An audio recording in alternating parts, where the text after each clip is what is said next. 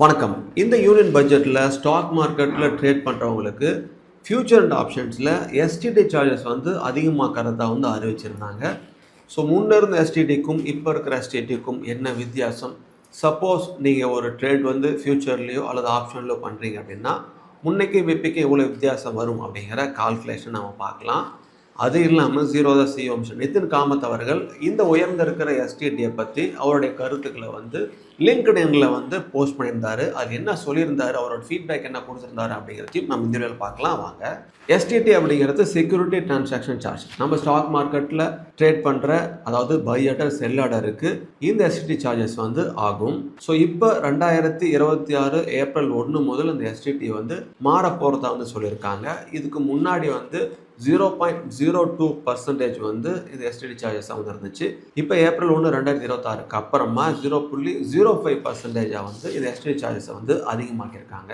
இந்த STD charges ஈக்விட்டியில் இன்டர்டேக்கும் டெலிவரிக்கும் எந்த மாற்றமும் கிடையாது. ஆனால் ஃபியூச்சர் அண்ட் ஆப்ஷன்ஸ்க்கு மட்டும்தான் இந்த மாற்றங்கள் வந்து நடந்திருக்கு. இப்போ ஒரு எக்ஸாம்பிளுக்கு நீங்கள் ஃபியூச்சரில் ட்ரேட் பண்ணுறதா வச்சுக்கலாம். ஒரே ப்ரைஸை வந்து நீங்கள் வாங்கி அதே ப்ரைஸுக்கு செல் பண்ணுறீங்க. அதுக்கு ஒரு லாட் வந்து ஃபிக்ஸ் பண்ணுறீங்க அப்படின்னா முன்னே அதுக்கு எவ்வளோ சார்ஜஸ் ஆகும், இப்போ எவ்வளோ சார்ஜஸ் ஆகும் அப்படிங்கிறத நம்ம கால்குலேட் பண்ணலாம். இப்போ ஒரு எக்ஸாம்பிளுக்கு நிஃப்டி ஃபியூச்சர் வந்து பை ப்ரைஸை வந்து 25,800 நம்ம போடலாம். அதே ப்ரைஸுக்கு நம்ம செல் பண்ணுறதா வச்சுக்கலாம் 25,800. இங்கே ப்ரைஸில் எந்த மாற்றமும் இல்லை. அதே போல் ப்ராஃபிட் வந்து நம்மளுக்கு கிடையாது. லாட் சைஸ் வந்து இப்போ 65ன்னு வச்சுக்கலாம். இதுக்கு ட்ரேட் வேல்யூ வந்து 25,800 இன்ட்டு லாட் சைஸ் வைப்போம். அப்போ 16,77,000 சம்திங் வந்து வருது. இந்த அமௌண்ட்டுக்கு ஓல்டு எஸ்டிடி 0.02 நம்ம கால்குலேட் பண்ணோம் அப்படின்னா கிட்டத்தட்ட 335.40 வந்து ஆகும். இதே இப்போ ஏப்ரல் 1 2026க்கு அப்புறம் இருக்கிற 0.05% அது கால்குலேட் பண்ணோம் அப்படின்னா அதோடைய சார்ஜஸ் வந்து 16,77,000 இன்ட்டு 0.05%, அதுக்கு 838 ரூபா ப்ளஸ் 50 பைசா அப்படிங்கிற சார்ஜஸ் வந்து ஆகுது. ஸோ முன்ன காட்டிலும் அதோடைய சார்ஜஸ் வந்து அதிகமாகிட்டு இருக்கு. ப்ராஃபிட் எதுவும் கிடையாது. அது போக எஸ்டிடி சார்ஜஸே வந்து நம்ம 335 ரூபா வரும். ஆனால் இப்போ அதோடைய நியூ எஸ்டிடி சார்ஜஸ் வந்து ரொம்ப அதிகம் வந்து மாறி இருக்கு. எக்ஸ்ட்ரா நாம் இன்னும் ஒரு 503 ரூபா சம்திங் கொடுக்குற மாதிரி வந்து இருக்கு. ஸோ இப்படி தான் வந்து எஸ்டிடி சார்ஜஸ் வந்து அதிகமாக்கியிருக்காங்க. இதனால நம்ம ப்ராஃபிட் புக் பண்ணுற பாயிண்ட்ஸையும் நம்ம கொஞ்சம் அதிகமாக எதிர்பார்க்க வேண்டியது இருக்கும். ஸோ அந்த மாதிரிலாம் வந்து இப்போ கொஞ்சம் மாற்றிட்டாங்க. ஸோ இப்படி நீங்கள் ட்ரேட் பண்ணி ஒருவேளை உங்களுக்கு ப்ராஃபிட்டே கிடைச்சாலும் இந்த டேக்ஸஸ்லாம் போக மீதி தான் உங்களுக்கு வரும். இந்த taxes plus GST charges, exchange charges, brokerage charges இதெல்லாம் பிடித்தம் போக மீதி இருக்கிற அமௌண்ட்டு தான் நம்மளுக்கு வரும். அதில் எஸ்டிடி வந்து இவ்வளோ அதிகமாக வந்து கொஞ்சம் மாறி இருக்குது. இது ஃபியூச்சரோட எக்ஸாம்பிள். இப்போ ஆப்ஷனுக்கும் வந்து மாறிடுச்சு. ஆப்ஷனுக்கு உண்டான எக்ஸாம்பிள் நம்ம ஒன்று பார்ப்போம். இதே ஆப்ஷனில் இப்போ நம்ம செக் பண்ணி பார்ப்போம். ஸோ ஆப்ஷன்லேயும் ஒரு ஸ்ட்ரைக் ப்ரைஸை வந்து நம்ம 100 ரூபாய்க்கு பை பண்ணி 100 ரூபாய்க்கு செல் பண்ணுறதா வந்து வச்சுக்கலாம். அதே சேம் லாட் சைஸு 65 வச்சுக்கலாம். ப்ராஃபிட் நம்மளுக்கு 0 தான், அதை நம்ம ஃபிக்ஸ் பண்ணிக்கலாம். இப்போ 100 ரூபாய்க்கு வாங்கினதை குவான்டிட்டி இன்ட்டு அதை நம்ம பண்ணணும். ஸோ 100 இன்ட்டு 65 வந்து 6,500 ரூபா. இதுக்கு ஓல்டு எஸ்டிடி வந்து 0.10% வந்து இருந்துச்சு. ஸோ அப்படின்னா 6.50 பைசா வந்து சார்ஜஸ் ஆகும். இப்போ நியூ அந்த எஸ்டிடி வந்து 0.15% மாற்றிட்டாங்க. அப்படின்னா அந்த ட்ரேட் வேல்யூக்கு உண்டான அந்த 6,500 இன்ட்டு 0.15%க்கு வந்து 9 ரூபா 75 பைசா ஆகுது. முன்ன வந்து 6 ரூபா 50 பைசா இருந்துச்சு. இப்போ 9 ரூபா 75 பைசாவும் மாறிடுச்சு. கிட்டத்தட்ட 3 ரூபா வந்து நம்ம பர் ட்ரேடுக்கு வந்து எக்ஸ்ட்ரா கொடுக்குற மாதிரி இருக்கு. 3 ரூபா 25 பைசா வந்து எக்ஸ்ட்ரா கொடுக்குற மாதிரி இருக்கு. ஃபியூச்சருக்கு வந்து 0.02%லேருந்து 0.05% ஆகும். ஆப்ஷனுக்கு 0.10%லேருந்து 0.15% வந்து அதிகமாக்கியிருக்காங்க. கவர்மெண்ட் சைட்லேருந்து இந்த எஸ்டிடி உயர்வுக்கான முக்கியமான காரணமாக ஃபியூச்சர் அண்ட் ஆப்ஷன்ஸில் வந்து ஸ்பெகுலேஷனை வந்து குறைக்கணும் அப்படிங்கிறதுக்காக தான் இந்த உயர்வை வந்து பண்ணியிருக்கிறதா வந்து சொல்லப்படுது. ஸோ இதிலிருந்து முன்னைக்கும் இப்பைக்கும் என்ன வித்தியாசம், எப்படி மாறும் அப்படின்னு நீங்கள் தெரிஞ்சிருப்பீங்க.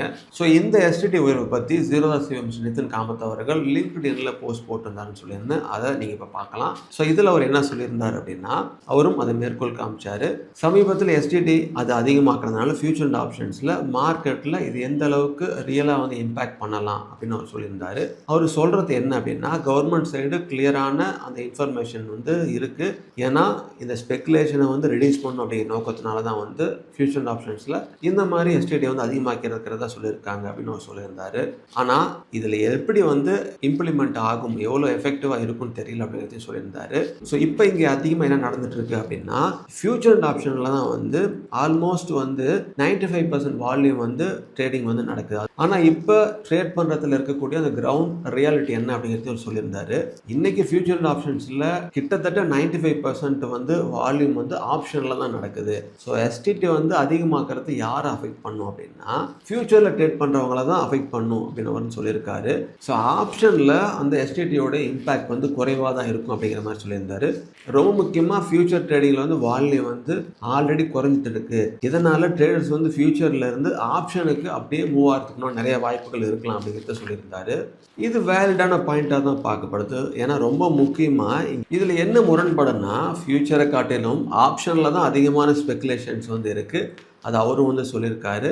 ஸோ இங்கே வந்து அதிகமான ஸ்பெகுலேஷனை குறைக்கிறதுக்காக தான் இந்த முயற்சின்னு கவர்மெண்ட் தரப்புல வந்து சொல்லியிருந்தாங்க. ஆனால் இங்கே என்ன முரண் இருக்குது அப்படின்னு அவர் சொல்கிறாருன்னா, ஸோ இங்கே ஆப்ஷன் தான் வந்து ரொம்பவே வந்து ஸ்பெகுலேட்டிவான ப்ராடக்ட் அப்படின்னு சொல்லியிருக்காரு. ஹை லிவரேஜ், அப்புறம் ஷார்ட் எக்ஸ்பெரி வந்து இதில் தான் இருக்குது. அதனால் எஸ்டிடி ஹைக் வந்து ஃபியூச்சரை தான் வந்து டிஸ்கிரைப் பண்ணும், ஆப்ஷன் இல்லை அப்படிங்கிறதையும் சொல்லியிருந்தாரு.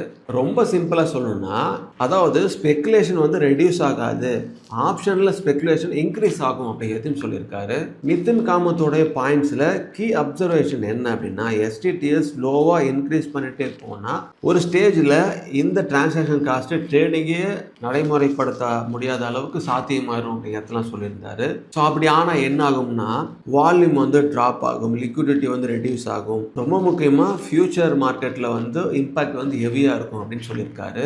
இதுக்கு பெட்டர் அப்ரோச் என்ன இருக்கலாம் அப்படின்னா, ஸ்பெகுலேஷனை கண்ட்ரோல் பண்ணுறதுக்கு ப்ராடக்ட் சூட்டபிலிட்டி கிரைட்டீரியா தான் எஃபெக்டிவாக இருக்கும் அப்படிங்கிறது சொல்லியிருந்தாரு. எக்ஸாம்பிளுக்கு யாருக்கு வந்து ஃபியூச்சர் அண்ட் ஆப்ஷன்ஸ் கரெக்டாக இருக்கும், ரிஸ்க் அண்டர்ஸ்டாண்ட் பண்ணி, அதே போல் கேபிட்டல் ரெக்யர்மெண்ட் இதெல்லாம் கிளியராக இருந்தால் ட்ரேடருக்கும் கிளாரிட்டியாக இருக்கும், அதே போல் புரோக்கருக்கும் அன்சர்டனிட்டி இருக்காது, மார்க்கெட்டும் ஸ்டேபிளாக இருக்கும் அப்படின்னு சொல்லியிருக்காரு.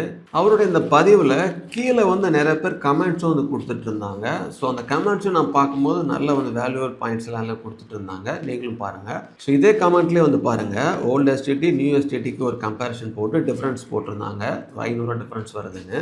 இதில் ஒரு ட்ரேடர் தினமும் 10,000லேருந்து 50,000 வரைக்கும் ப்ராஃபிட்டோ அல்லது லாஸோ அவர் டெய்லி வந்து பார்க்குறாரு அப்படின்னா, இந்த 500 வந்து டிஃப்ரென்ஷியேட் வந்து அவரை பெருசாக வந்து யோசிக்க வைக்காது அப்படின்னு சொல்லியிருக்காரு. இதுவும் ஒரு வேலிடான பாயிண்டாக தான் இருக்குது. ஸோ இதெல்லாம் வந்து எப்படி வந்து ஃபியூச்சரில் வரப்போகுது, ஆப்ஷனில் வந்து எப்படி வந்து ஸ்பெகுலேஷன் அதிகமாக போகுதா கம்மியாக போகுதா அப்படிங்கிறத பற்றி உங்களோட கருத்தை நீங்களும் சொல்லுங்கள். இந்த எஸ்டிடியை பற்றி உங்களோட கருத்துக்கள் எதாக இருந்தாலும் நீங்கள் கமெண்ட்டில் சொல்லலாம். ஸோ இதே போல் அடுத்த ஒரு நல்ல பதிவில் உங்களை சந்திக்கிறேன். ஸோ தொடர்ந்து பயனுள்ள அப்டேட்ஸ் தெரிஞ்சுக்க நம்ம சேனலை நீங்கள் சப்ஸ்கிரைப் பண்ணிக்கோங்க.